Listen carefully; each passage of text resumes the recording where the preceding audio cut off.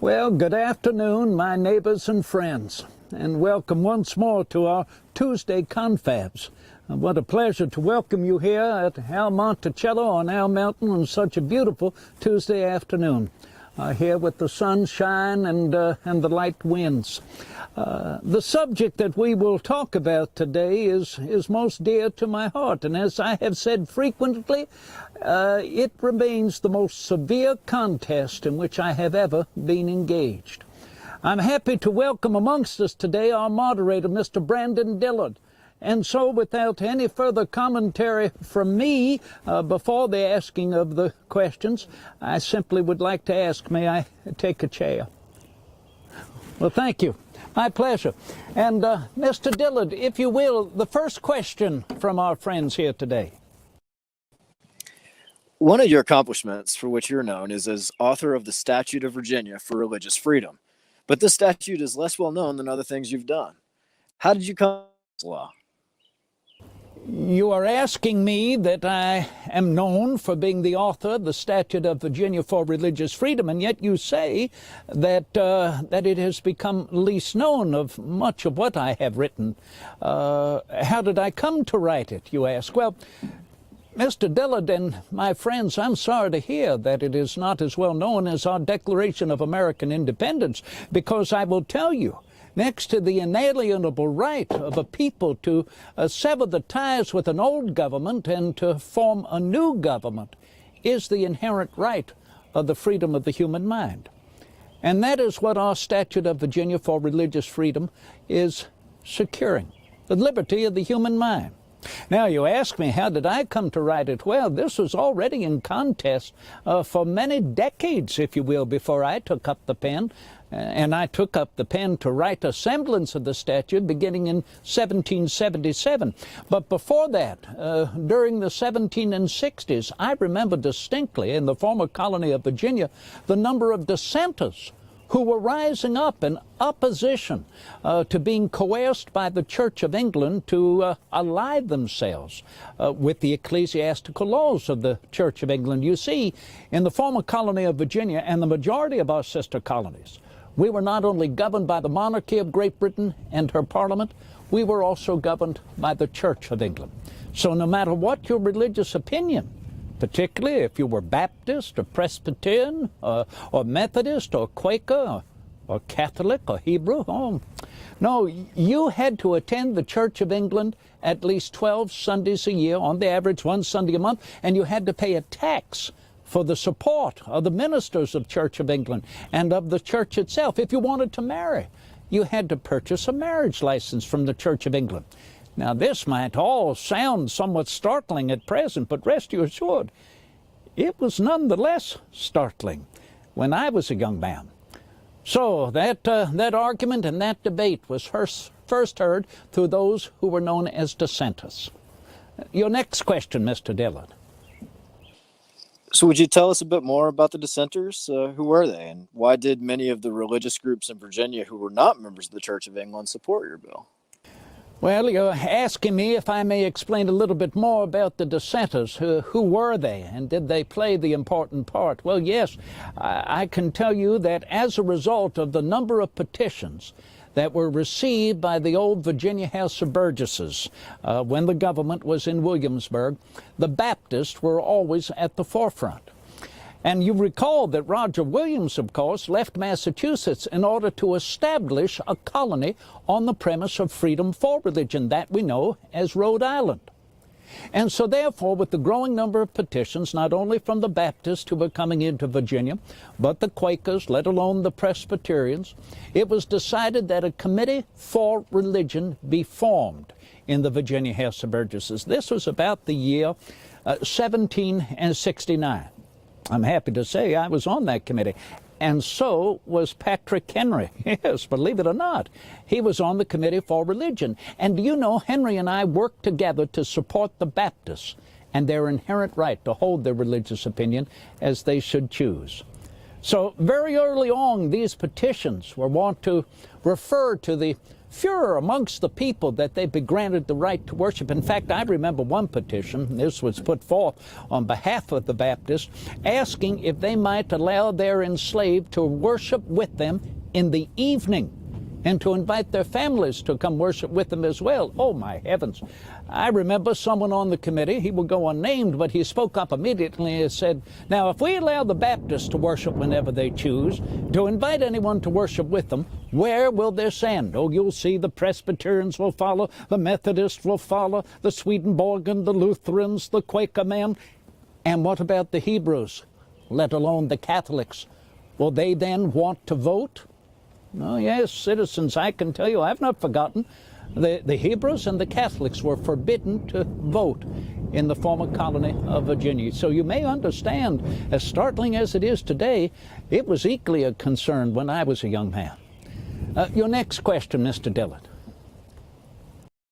You mentioned Patrick Henry. You traveled to France in 1784, the same year that Patrick Henry proposed an alternative to your bill, one that would grant a general assessment or tax for any Christian religious group of the taxpayer's choosing. How is this proposal different from yours? Mr. Dillard, I cannot help but remark on such a beautiful sunny day, my having merely mentioned the name Patrick Henry earlier has provoked you to ask further questions about his opposition to the Statute of Virginia for Religious Freedom. And indeed he did turn to oppose that bill for a greater freedom for religion. But it was not until after I had sailed to France. You are absolutely correct. Yes, when I sailed to France the summer of 1784, by the end of that year, Patrick Henry wrote a bill of assessment.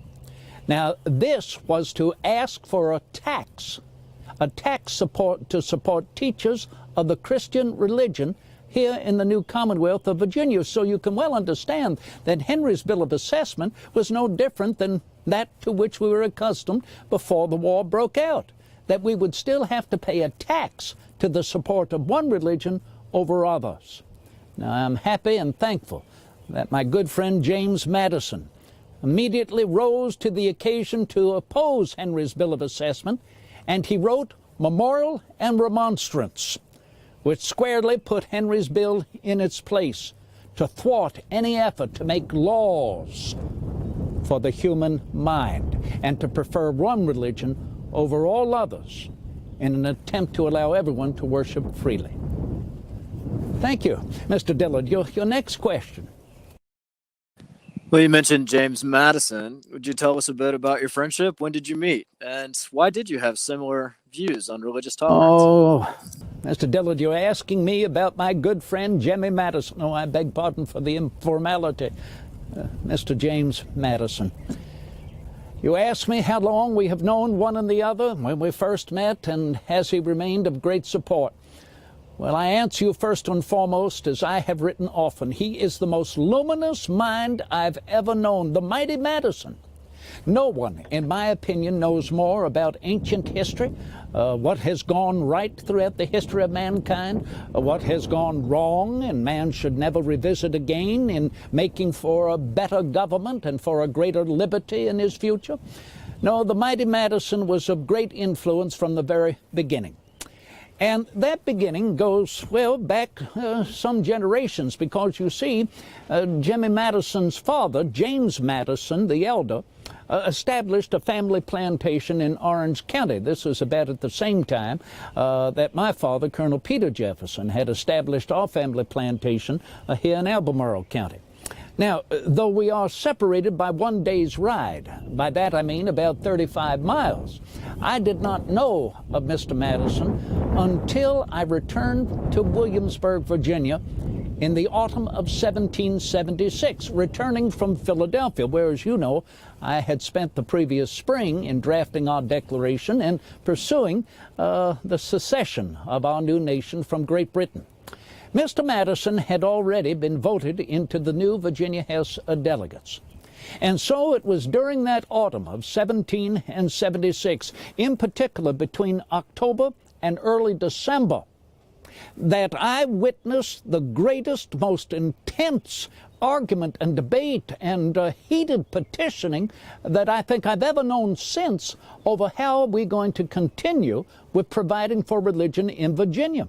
Well, Mr. Madison allied with me. He was of the opinion that we no longer make it a civil authority to maintain the church, but to allow private subscription to ministers of one's choice and the formation of congregations by those who choose to do so. So from the very beginning, Mr. Madison and I were well allied upon this subject. And later, as I mentioned, when I sailed to France, it was Madison who took up, if you will, that noble and heroic effort to usher through the Statute of Virginia for religious freedom, that being most successful in January of 1786. And thank you, Mr. Dillard. Your next question. We have a question about your personal beliefs from Claudia. She wants to know, would you call yourself a deist? A deist? Well, Miss Claudia, I will tell you, I have made it frequently known I inquire of no one's religion, nor do I bother any with my own, because I believe a person's religion is solely between them and our Creator. Now, you ask me if I am deist. I believe in deism, though it is not a religion. Deism is a philosophy. It recognizes, if you will, a prime mover, the omnipotent power of the universe, the great architect of the universe. Now, some may suggest that it means that our Creator has created our universe and then left it. But you know, the Quakers want to satisfy us by saying God's work on earth must truly be our own. There is the divine in every creature, and certainly no less in man. I am of that opinion. And if that is deistical, so be it. It is the belief in God. And we must remind ourselves, this supports religion. It does not denigrate it. It is the foundation of all lodges throughout the brotherhood of man across this globe. Thank you, Claudia. The next question. We talked about Mr. Madison. Bethany wants to know, did you know Mrs. Madison? Bethany, you ask me if I know Mrs. Madison. Well, I will tell you, indeed, I have for some time, even before she was introduced to James Madison. I knew her as the wife of John Todd in Philadelphia. Though, lamentably, I cannot forget during that summer of 1793, Mr. John Todd, along with his young son, passed away due to the yellow fever epidemic. Oh, that was a terrible time in which we had to quarantine and sequester ourselves, and yet our government had to go on. James Madison was in town, and then later, do you know, he was introduced to the widow Todd. I recall it was at a tavern at Gray's Ferry, where you are about to cross the Schuylkill River into Philadelphia to the east. And there at the tavern, the widow Todd was introduced to James Madison by Aaron Burr. I should have been there. I might have warned her, but no. And so within but a short time, they were married. And I will tell you, I have heard rarely of another union so happy and supportive, the one with the other. In fact, I welcomed them to visit here at Monticello many, many times. And I'm hopeful that you may have the opportunity, as you all come to visit, to talk with them and see them here, let alone to visit Montpelier, where they live in Orange County. Thank you for that question. And the next one now. Did the statute consider the religious beliefs of enslaved people or American Indians? Oh, you're asking me a very good question, a very valid question. Does the Statute of Virginia welcome and favor, protect, and defend the religious opinions of the enslaved, let alone the natives of our land? Well, I can answer you, if you will, in somewhat of a legal sense. Yes, it does, though indirectly. And I say that because, well, as you know, the enslaved and the natives of this land are not, to my knowledge, as yet citizens of our country. But Does the statute protect them in their inherent right to hold their opinion upon religion as they choose, to worship as they choose? Well, of course it does. I'm proud to say that Virginia was at the forefront for prescribing and enacting such a law that protects the liberty of the human mind, and no less to those now enslaved or to the natives of our land. Now, of course, the enslaved, as I have always known, continue to adhere to their old habits and customs in religion, which they brought with them from the Africas. There are many who, yes, are Christian, but there are also those who have their own healers, and also those who have their own spiritual leaders, and they have ever been free to attend to them and abide with them as they so choose. Thank you for that very, very good question. Next question. What do you consider the greatest legacy of the statute? What do I consider the greatest legacy of our Statute of Virginia for religious freedom? Well, I think I've mentioned it already several times. And that is to maintain, protect, and defend the liberty of the human mind. I had mentioned earlier that the great contest over the freedom for religion was between those of the old-fashioned opinion that we must continue to maintain the church, that was a duty of civil government. Well, they were naturally opposed by those who believed it must be a personal subscription and to be followed by those who gather together in the name of our Creator and our Lord as they choose to. As that was the contest, we reminded ourselves then, and we must never forget, it is not the purpose of government to pronounce religious opinion, to establish laws for the human mind. The only duty of government and its laws is simply to protect us from injury by one and the other. Otherwise, to leave us free to pursue our own industry and our own improvement. And will not our improvement be the more successful when we are all free to worship as we choose, and therefore more free to do good? You know, I wrote in notes on the state of Virginia, whether an individual worships one God or 20 gods, or no God, neither breaks my leg nor picks my pocket. Your next question. Missy wants to know how you view the statute's impact on religious freedom in the Constitution.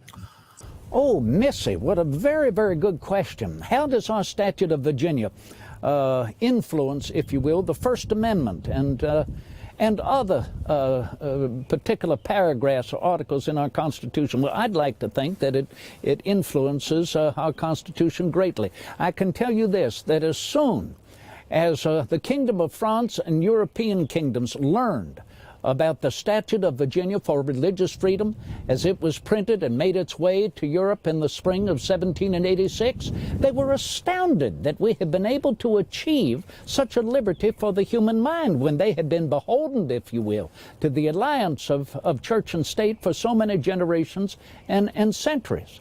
So I think that about a year later, yes, it was the Constitutional Convention in Philadelphia, that September 1787, when they started to consider how we would be associated with religion. Well, then happily, I believe it is Article 3, it is paragraph 3, that it states boldly there will be no religious test for office. Now, I mentioned that first before I referred to our First Amendment, because if you remember, the Bill of Rights came afterwards as an amendment to our Constitution to secure our Constitution in the hands of the people. And therefore, as we have been talking already, that First Amendment secures that inherent right to hold our religious opinion to ourselves, that Congress will make no law respecting the establishment of religion or prohibiting the free exercise thereof. So I'd like to think that our statute, a year before that Constitutional Convention in Philadelphia, was of interest. Your next question, please. Heidi is curious what church you attend and how far it is from Monticello. Well, Heidi, that's a very good question. I have not been asked that question often, and I certainly welcome it. You're asking me what church do I attend and how far is it from Monticello? Well, I was brought up in the Church of England. where I was born at Shadwell Farm. My father, Colonel Peter Jefferson, was a vestryman of the Church of England. And he attended to St. Anne's Parish as a vestryman his entire life. Now, at the time, the church to which we attended was in Scottsville, as it's now referred to. And that's a good 20 miles south of our little mountain here. So as I was growing up and baptized in the Church of England as well, I would then attend a church in Scottsville. And I was as well invited upon the vestry of St. Anne's Parish, and I've remained so. Now, would that we could have a church here in Charlottesville. Unfortunately, we do not as yet, although I am designing one. I'm hopeful we will have one someday. It will be of the American Episcopal Church, and I have helped to form that particular church here in the new Commonwealth of Virginia. But at present, Heidi, I'm afraid that all various religious sects, free to worship as they choose here in Charlottesville, meet in one and the other's parlors, or even tobacco barns. So I certainly try to attend to religious service wherever I can. Very good question. Thank you. And the next question, please. All right, one final question, Mr. Jefferson. You have written that the intent of the statute, when adopted by Virginia, was meant to protect not only Christian religious practice, but also non-Christian religious beliefs, or even no religious beliefs. Why do you believe that's true? You ask me, I have written that the Statute of Virginia protects all religions, protects even those who may not hold an opinion on religion. And yes, it certainly does. I will tell you, though I was not here, I remember that when the Statute of Virginia for Religious Freedom was engaged in its last contest in the Virginia House of Delegates, that was October through November and December 1785, there was an interest to change the preamble, if you will, to insert, rather than our Creator has created the mind free, a referral to Article 16 of the Virginia Declaration of Rights. And I believe that was written by Patrick Henry. And it stated distinctly that we should bear with Christian forbearance. And I think there was even an effort to insert Jesus Christ. Now, I am not opposed to Christianity or the teachings of our Savior, but I will tell you this, that it just completely ignored the religious opinions of others. And so therefore, happily, again due to Mr. Madison, that suggested preamble lost. And so there is no referral at the beginning of the statute or throughout to one particular religious opinion over all others. So yes, if you will, I am still bold to say our statute protects the Jew, the Gentile, the Hindu, the Mohammed. It protects the infidel. My motto has always been rebellion to tyrants is obedience to God. And therefore, for any government to compel an individual to furnish contributions of money to one particular religious opinion that they disbelieve or abhor, it is sinful and tyrannical, and I am opposed to it. I thank you for this opportunity that we can continue to visit so freely this subject of freedom for religion. I have always said, wherever there is freedom for religion, you will see the greatest civilizing of man. And why not? Is not religion something that helps us, supports us to do good? I look forward to the time when we are together again here on our mountain, and I hope as well that day will be soon when we can walk together about our gardens here and enjoy, if you will, that scene, my ocean view of the gentle undulation of the treetops to the southeast, and in the opposite direction, the beauty of the Blue Ridge Mountains. So for the nonce, I bid you au revoir rather than adieu, because au revoir in French means until we meet again. I remain your humble and obedient servant, Thomas Jefferson. Godspeed.